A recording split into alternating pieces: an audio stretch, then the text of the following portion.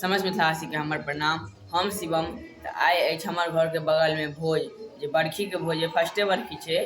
तो अहाँ सब वीडियो पूरा देखब और वीडियो निक लागत तो एगो लाइक के बटन जरूर से दबा देब। तो फटाफट से वीडियो के शुरू करे छी और अहाँ के पूरा प्रक्रिया हम देखबै छी। वीडियो शुरू से अंत तक देखब। अहाँ सब देख सकै छियै जे एतऽ बड़ी छना रहल छै और बड़ी छना के रेडी भ गेल छै। एठमन बुनिया से छना रहल छै कियाकि सकरूरी सेहो छै। बुनिया कते सुंदर छनाई छै। बुनिया छना के रेडी छै और थोड़े छना रहल छै। एठमन मसाला सब कुटा रहल है। एतऽ जे छै से सब्जी सब कटा रहल है, कदीमा कटहर फल्ला चिल्ला। और एठमन आलू कटा रहल अछि। एतऽ सब्जी सब धुआ रहल अछि और थोड़े उमर साइड में धुआइया। ई ओल उसना के राखल है चटनी लेल। ई भ गेल अहाँ के परवल। ई परवल फ्राई भ रहल है। 4 घंटा के बाद एतऽ अहाँ सब देख सकै छियै ये बड़ से छना रहल अछि।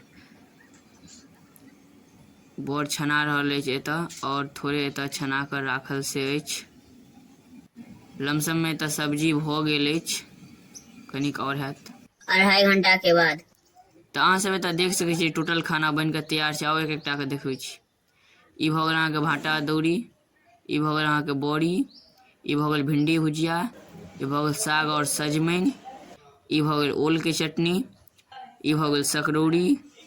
ई भ गेल भात। ई भ गेल दालि। ई भ गेल सब्जी और ई भ गेल बड़। ई भ गेल पापड़।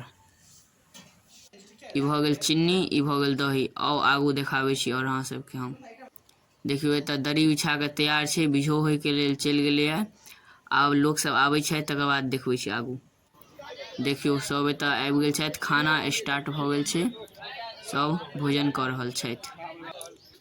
अहाँ सब देख सकै छी पूरा भोजन भेला के बाद पान सुपारी परसा रहल अछि। अहाँ सब देख सकै छियै। ई भ गेल अहाँ के महिला वाला पारस।